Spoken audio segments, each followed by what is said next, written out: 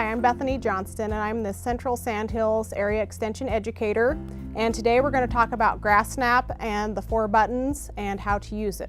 The last button on GrassSnap is Update Existing. So once you've already taken your pictures of your original site, you can come back in, and this saves you entering the pasture name and the GPS locations.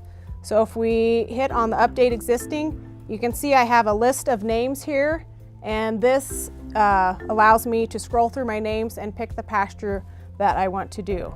So I'm going to choose 29A as my pasture. One of my favorite features of GrassSnap is the overlay button. So if you choose overlay and it turns green, you can see on my screen, it actually takes a ghost image of your very first photo point that you took, and then you can line up your pasture almost exactly every year. So if you have a permanent field marker, you can look out and line up that pasture until you have the same silhouette. And so it's much easier to compare your pasture pictures year after year after year. So that's a real helpful button to have. It also has your original location and your current location if you have cell service. So it will tell you if you're close to that spot or not. So we can go ahead and take our picture. You can see that it's going to name it with the pasture name.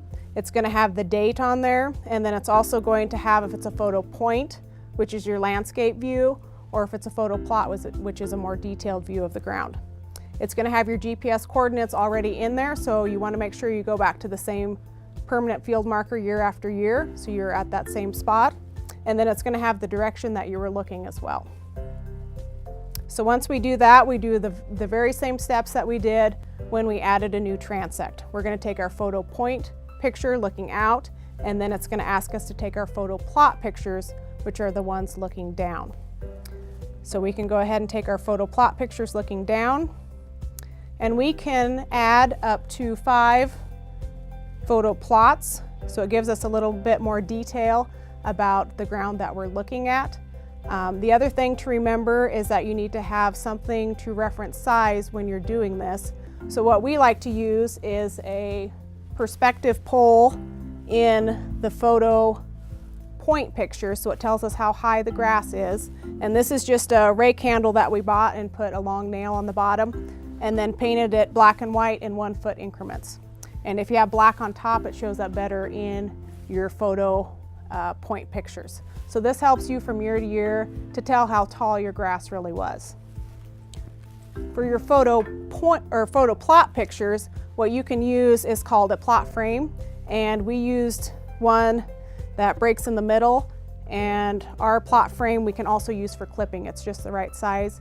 It's 58.9 inches around, and so we can actually clip and get production using this as well.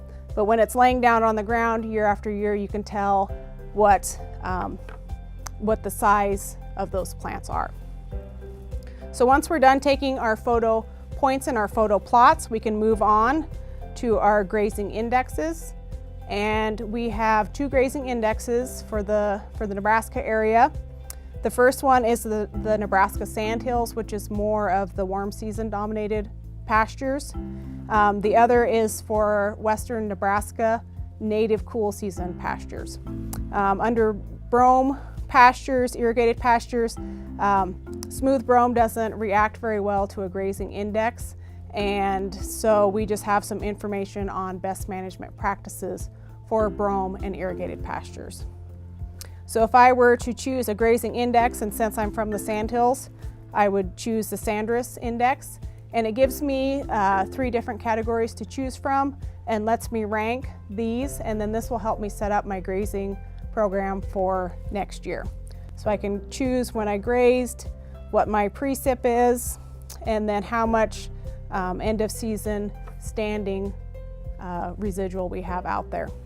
The other feature is the comment section. You can put in your grazing records here, your precipitation records. If you had a hail or an early frost or fire, you can put all that data in there.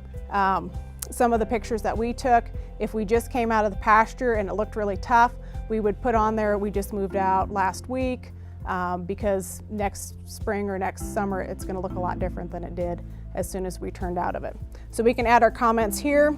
I'm just going to put that we had 100 pairs from March 1st to April